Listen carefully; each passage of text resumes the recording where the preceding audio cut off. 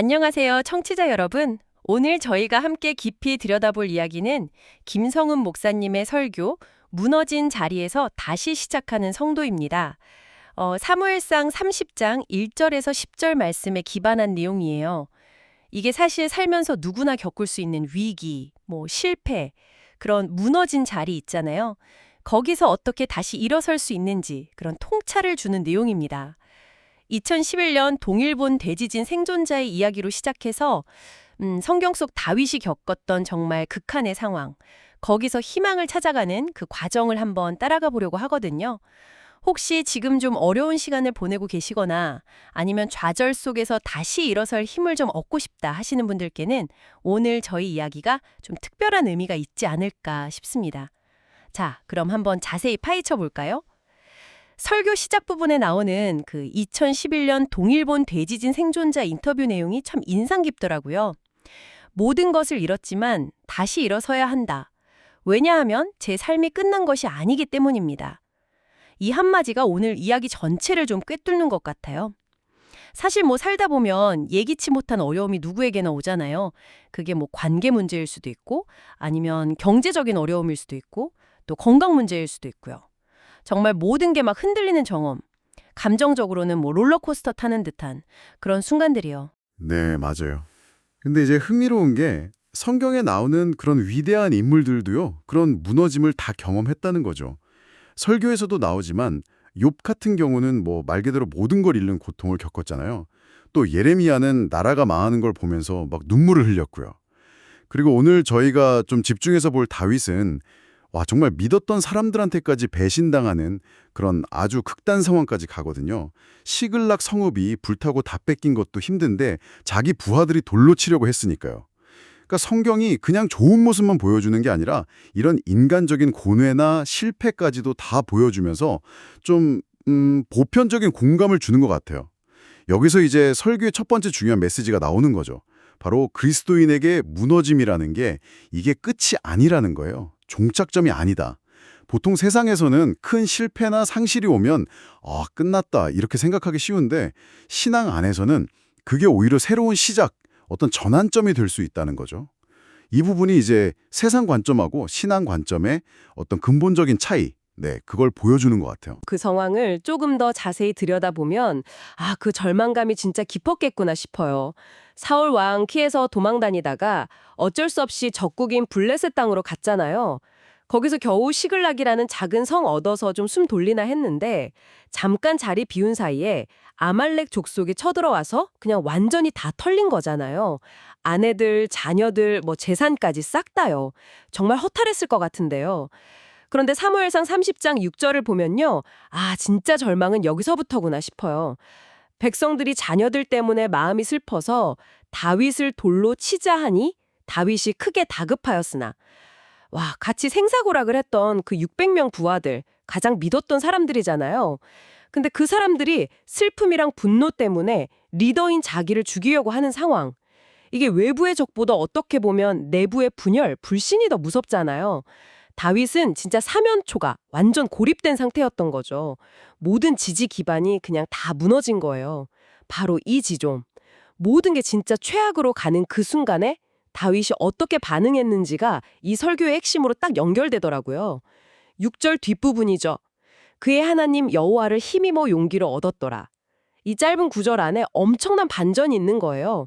크게 다급했지만이랑 힘입어 용기를 얻었다. 이 사이에 도대체 무슨 일이 있었던 걸까요? 네, 그 힘입고 용기를 얻었다는 표현을 설교에서는 영적인 충전이라고 설명을 해요. 이게 중요한 게 그냥 아자 정신 차리자 이런 의지 다지는 거랑은 좀 차원이 다르다는 거죠.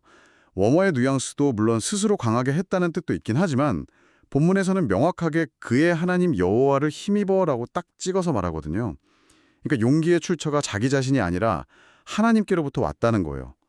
이게 마치 여호수아가 그 가나안 족속들 앞에서 막 두려워할 때 하나님이 내가 너랑 함께한다. 강하고 담대해라 이렇게 말씀하시면서 힘을 주셨던 것과 같은 맥락인 거죠. 인간의 힘으로는 진짜 도저히 못 일어설 것 같은 그런 절망 속에서 하나님이 직접 개입하셔서 어떤 내적인 힘, 소망 이런 걸 공급해 주시는 경험인 거죠. 설교에서 그 방전된 배터리 충전 비유를 드는데 딱 그거예요. 다윗은 그 무너진 현실이나 자기를 막 비난하는 사람들, 거기에 시선을 둔 게 아니라 오직 하나님께 초점을 딱 맞추니까 이 영적인 충전이 가능했던 거죠. 아, 그렇군요. 그럼 그 영적인 충전이라는 게 구체적으로 어떻게 이루어졌을까요? 다윗이 그 절체절명의 순간에 제일 먼저 뭘 했는지 그게 중요할 것 같은데요. 네, 바로 그겁니다. 다윗이 막 패닉에 빠지거나 사람들을 설득하려고 한 게 아니고요. 제사장 아비아달한테 에봇을 가져오라 이렇게 요청을 해요. 30장 7절에요. 에봇이 그 당시에 하나님의 뜻을 묻는 되게 중요한 도구였잖아요. 그러니까 이 행동 자체가 다윗이 자기 경험이나 지혜, 주변 사람들 의견 이런 거 말고 오직 하나님의 인도하심을 구하겠다 이런 결단을 보여주는 거예요. 위기의 순간에 제일 먼저 하나님의 주파수에 맞추려고 한 거죠. 그리고 바로 하나님께 질문하잖아요. 30장 8절. 내가 이 군대를 추격하면 따라잡겠나이까? 이 질문에는 그냥 단순히 전략적으로 궁금해서 묻는 걸 넘어서는 어떤 깊은 신뢰랑 의지가 담겨 있는 것 같아요. 하나님 저 어떻게 해야 돼요? 하는 그런 절박함이 느껴져요. 맞습니다. 그리고 하나님의 응답이 또 놀랍잖아요. 굉장히 명확하고 확신에 차 있어요. 그를 쫓아가라. 내가 반드시 따라잡고 도로 찾으리라. 와, 이 응답이 다윗한테는 어떤 의미였을까? 상상하기 어렵지 않죠. 단순한 정보 전달이 아니에요, 이건. 이건 약속이고 생명줄이고 앞으로 나아갈 동력이었던 거죠. 설교에서도 이 지점에서 하나님의 말씀을 생명 그 자체에 비유하시더라고요. 아무리 좋은 선풍기도 전원코드 안 꽂으면 그냥 고물이잖아요. 그런 것처럼 우리 영혼도 하나님의 말씀, 그분의 은혜에 연결될 때 비로소 진짜 살아 움직일 힘을 얻는다는 거죠. 말씀이라는 게 그냥 교양 쌓거나 위로받는 걸 넘어서서 실제적인 능력이고 방향 제시가 된다는 점을 아주 강조하고 계세요. 면서 뭔가 기쁨이나 소망, 열정 같은 걸 잃어버렸다 느낄 때 있잖아요. 그럴 때 우리는 자꾸 환경을 바꾸려고 하거나 다른 사람한테서 답을 찾으려고 하기가 쉬운데 설교에서는 근본적인 회복의 열쇠가 하나님께 묻고 그분의 말씀을 붙드는 것에 있다고 딱 짚어주는 거죠. 그게 마음의 문제든 물질의 문제든 관계의 문제든 그 회복의 시작은 하나님과의 연결점을 찾는 데 있다는 거예요. 사도행전 16장에 나오는 바울과 실라 이야기도 참 좋은 예시가 될 것 같아요. 캄캄한 감옥 안에 발에 착고까지 채워진 진짜 최악의 상황이었잖아요. 근데 거기서 원망한 게 아니라 기도하고 찬송했을 때 옥문이 열리는 기적이 일어났죠. 이게 상황 자체를 바꾼 게 아니라 그 상황 속에서 하나님과의 연결을 회복하니까 나타난 결과잖아요. 영적인 충전이 현실의 돌파구를 만들어낸 거죠. 네, 정말 그렇네요. 하나님의 그 확실한 약속, 반드시 따라잡고 도로 찾으리라. 이 말씀을 딱 받은 다윗의 다음 행동이 또 인상적이에요. 더 이상 망설이거나 지체하지 않더라고요. 30장 9절 10절 보면 바로 600명 부하들 데리고 추격을 시작해요.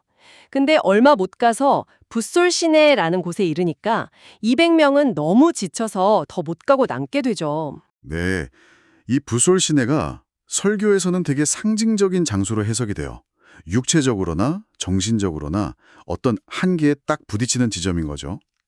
200명은 그 한계선 앞에서 그냥 멈춰섰고 나머지 400명은 다윗이랑 같이 계속 앞으로 나아갔단 말이에요.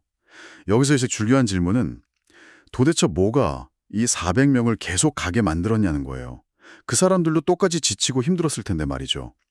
설교는 그 동력을 다윗에 대한 신뢰, 그리고 더 나아가자는 다윗이 받은 그 하나님의 약속에 대한 믿음, 여기서 찾더라고요. 그러니까 400명은 그냥 다윗이라는 인간 리더만 보고 따라간 게 아니라 그를 통해서 전달된 하나님의 약속을 붙잡고 나아갔다. 이런 해석인 거죠. 부솔 시내는 어쩌면 그 절망적인 현실 앞에 그냥 주저앉을 거냐, 아니면 그 약속을 붙들고 한 걸음 더 나아갈 거냐, 이걸 결정하는 어떤 신앙의 분기점, 이렇게 볼 수도 있을 것 같아요. 듣고 보니까 정말 우리 각자 삶에도 이런 부솔시내 같은 순간들이 있는 것 같아요. 아, 이제 진짜 여기까지인가 보다. 더는 못 가겠다 싶은 그런 지점들이요. 설교는 바로 그 지점에서 멈추지 말라고 아주 강력하게 권면하고 있어요. 마치 실패를 경험했던 요나가 다시 니느웨로 갔던 것처럼 넘어진 바로 그 자리에서 다시 하나님의 부르심 따라서 일어나야 한다. 이런 거죠. 네, 맞아요. 그게 바로 무너진 자리에서 다시 시작하는 성도의 모습이라는 겁니다. 중요한 건 내 감정이나 내 상황이 아니라 하나님의 변함없는 약속과 인도하심, 거기에 반응하는 태도라는 거죠. 물론 우리는 약해서 넘어지고 실패할 수 있죠. 근데 설교는 우리가 주님을 붙들고 그분의 말씀을 의지하는 한 주님은 반드시 우리를 다시 일으켜 세우시고 그 여정을 끝까지 갈 힘을 주신다고 강조합니다. 단 주님을 붙든다는 전제 하에서요. 이제 설교는 이 모든 이야기를 오늘 우리의 삶으로 쭉 가져옵니다. 어쩌면 매일 똑같이 반복되는 일상 속에서 좀 무력감을 느끼거나 아니면 너무 치열한 경쟁 사회에서 지쳐서 소망을 잃어버렸을 수도 있고요. 하나님이 진짜 내 삶에 관심이 있긴 하신가? 뭐 이런 의문이 들 때도 있을 거고요. 설교자분은 바로 그 순간이 하나님을 다시 붙잡아야 할 때라고 말씀하세요. 그리고 다윗이 혼자가 아니라 그 400명의 동역자들이랑 같이 갔다는 점을 다시 한번 강조하시죠. 우리 역시 서로에게 그 400명 같은 존재가 되어줘야 한다는 메시지예요. 함께 격려하고 함께 믿음으로 일어서자. 이런 공동체의 중요성을 다시 한번 생각하게 하는 것 같아요. 아까 처음에 언급했던 그 동일본 대지진 생존자분 후일담도 이 메시지를 잘 보여주는 것 같아요. 그분이 참사 이후에 10년 동안이나 피해 지역에서 자원봉사하면서 다른 이재민들을 도왔다고 하잖아요. 그리고 나중에 이렇게 고백했대요. 살아있는 것 자체가 축복이고 다시 시작할 수 있는 것이 기적입니다. 모든 걸 잃었던 그 경험이 역설적으로 삶의 진짜 가치를 깨닫게 해준 거죠. 결국 설교가 우리에게 전하고 싶은 핵심은 이건 것 같습니다. 우리가 지금 이렇게 숨쉬고 있다는 사실 자체가 이미 기적 같은 축복이고 또 어떤 무너진 상황 속에 있더라도 하나님 안에서는 다시 시작할 기회가 주어진다는 것. 우리는 그 기적을 이미 가진 존재다. 뭐 이런 자각인 거죠. 그럼 남은 질문은 이 기적을 가지고 우리가 어떻게 살아가야 할까인 것 같아요. 설교는 우리가 각자의 삶의 자리에서 뭐 그게 가정이든 직장이든 공동체든 이 살아있음의 축복과 다시 시작함의 기적을 믿음으로 살아내는 것. 그게 우리의 역할이라고 말합니다. 그게 바로 그리스도인답게 생각하고 행동하는 거겠죠. 네, 오늘 저희는 김성훈 목사님의 설교를 통해서 정말 깊은 절망 속에서도 하나님을 통해 힘을 얻고 또 말씀을 통해 방향을 찾고 결국 다시 일어나서 회복으로 나아갈 수 있다는 다윗의 여정을 좀 깊이 있게 따라가 봤습니다. 여기서 진짜 주목해야 할 점은 다윗의 그 시선전 아닌 것 같아요. 무너진 현실, 배신한 사람들, 거기에 계속 머물러 있었던 게 아니라 오직 하나님께 시선을 딱 고정했을 때 비로소 영적인 충전과 명확한 인도하심이라는 돌파구가 열렸다는 거죠. 위기 극복의 핵심이 그냥 뭐 긍정적으로 생각하자 이런 마음가짐이 아니라 절망 속에서도 하나님께 주파수를 맞추려는 구체적인 행동, 그러니까 말씀을 확인하고 뜻을 구하는 것, 거기에 있었다는 게 중요합니다. 그리고 설교는 우리 모두가 살아있음 자체가 축복이고 다시 시작할 수 있음이 기적이라는 걸 기억하면서 서로가 서로에게 다윗의 그 400명 같은 지지자가 되어서 함께 나아가야 한다고 강조하고 있습니다.